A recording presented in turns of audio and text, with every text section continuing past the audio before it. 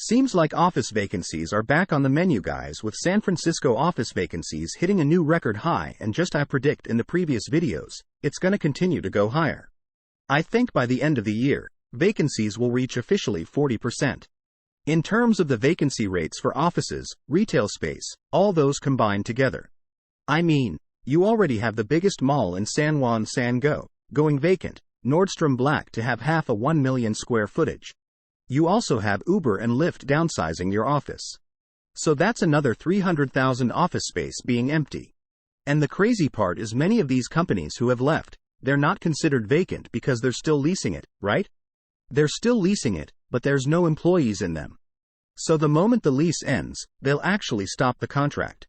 And this is why every single month we're seeing vacancies going up. Whereas some cities, for example, in Florida and Texas, we're actually seeing office vacancies staying very stable. At, like, 10, 12%.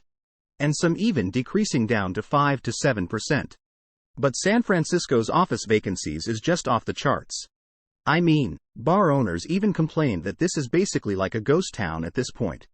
If you go to the Mission District, it used to be just bumping with people. Now is just pretty empty. There's streets. You could literally see, like, 2018 versus 2023. Like, back in 2018, 2019, it was, like, packed of people. You could easily see like 100 people walking by. Now it's like 20 or 30 people walking by. Like, you actually see a drastic difference in the population decline. And the amount of commuters come into San Francisco for work is basically zero. We're actually seeing a lot of young people really enjoying online work. I mean, why would you live in San Francisco, pay a crazy San Francisco rent when you could live elsewhere for cheap? Better life and better living, and without the homelessness, the fentanyl, and the crazy stuff that San Francisco will shove down your throat. But right now, we're seeing office vacancies hitting all-time highs. And it's actually very frightening to see this kind of stuff, because all of these massive buildings, they used to be worth $101 million, but many of these buildings are now being sold with transaction prices from -50 to -80% off. Which is a crazy high amount. Right? We see Wells Fargo sell their office building, which they bought in 2005. So you would think that there would be some price appreciation. They bought it for a little over $100 million. They recently sold it like a couple months ago for like $40 million. So you're telling me after 2 decades of price appreciation, you still got a 60 to 65% loss. That's something that's unheard of in the real estate world, especially first world cities, and look at the vacancy rates, guys. Like, back in the old days, vacancies were at, like, what?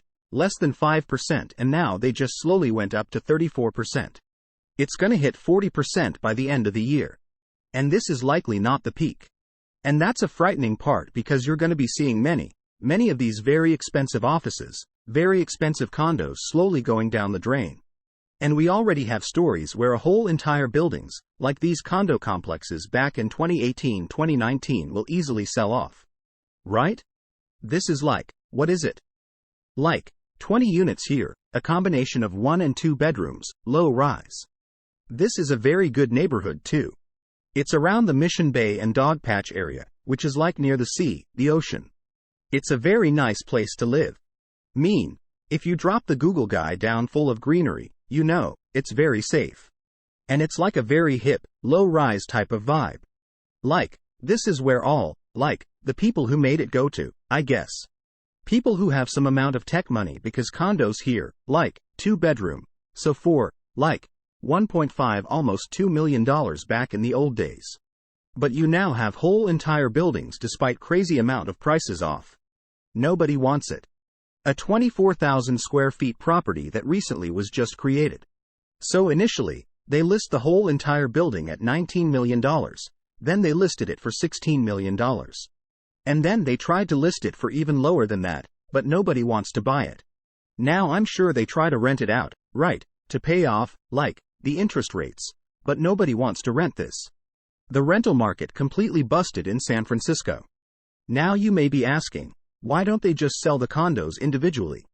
That's what they did initially, but nobody wanted to buy, and this is one example of a construction project that probably started before the pandemic, which recently finished now, and now nobody wants to buy. I mean, the timing of this is just so bad. This building is just really good looking, modern, it's new. It would easily sell out in, like, 1 or 2 months back in 2018, 28, 2017, like, before the pandemic. But now nobody wants it. I mean, vacancies are hitting all-time highs, and Redfin report is saying that San Francisco home sellers are 4 times more likely to sell at a loss. We're seeing the average San Francisco home price down almost 12% in the past year and 13% from its peak. But you know, these estimates don't really do it justice. If you'd look at most of the listings on Zillow and you look at the peak to now, many of these condos are actually selling for dirt cheap prices. I mean, even newly constructed boutique condos, right? With Park, this is a very nice unit. It's a good size, 1 bedroom for $978,000. This would have been a unit that would easily over $1,200,000. And here's the thing. It's not selling for 9.78. Right? Nobody's buying a 1 bedroom in San Francisco anymore for $1 million. They have to sell this for a super cheap price. I mean, look at this unit, you know, probably already some pretty crazy price cuts. You know, $868,000. And we're gonna see more and more of these units cutting prices as time goes on because you can't actually sell these for cheap. I mean, look at this one. $750,000 for 1 bedroom, newly constructed as well. And as time goes on, you'll be seeing more and more of these units going down massively in pricing. And look at this one, like, $6,501,000, 2 bed, 2 bath. I mean, these are getting lower by the day. Right? If you go to, like, Miami prices used to be very cheap now by any buildings, and some of those condos are more expensive than San Francisco, and just shows you how far San Francisco has fallen and will continue to fall as well. And with so many people losing money in Sarah's real estate, it's just not a great sign. And by the way, San Francisco also deters anyone from coming in and doing any sort of real estate investing. Because if you come to San Francisco or the Bay Area, Oakland, for example, if you want to do real estate investing, you want to rent a lot of the homes out. That's basic real estate investing. 1A1. You take out a mortgage, you buy a home, or property, condo, whatever, and you rent it out for money. But guess what's happening?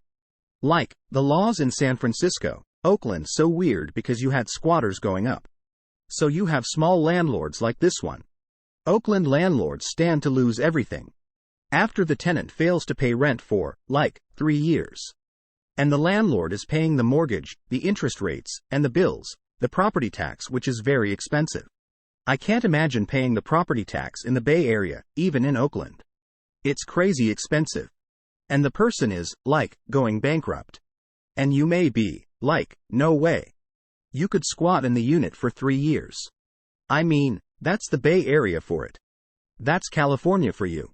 And this sort of scenario is becoming more and more rampant in San Francisco. Especially where we're hearing a lot of horror stories of people who bought condos and units here.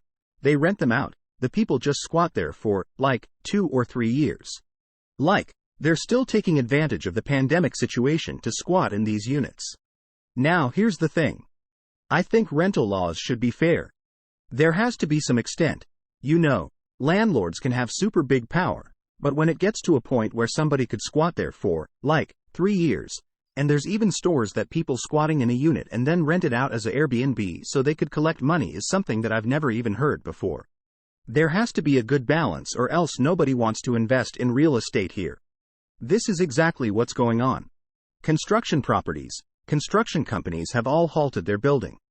You already have some of the biggest buildings like One Oak Hayes Point. 2 massive 40 to 50 store skyscrapers now completely being canceled because of how bad a situation is in the Bay Area. And it's only gonna get worse. So let's see what happens. Whole entire condo complexes being handed back to the bank is something I've never even heard from. I've never heard stuff like this. This is like some 2008 stuff.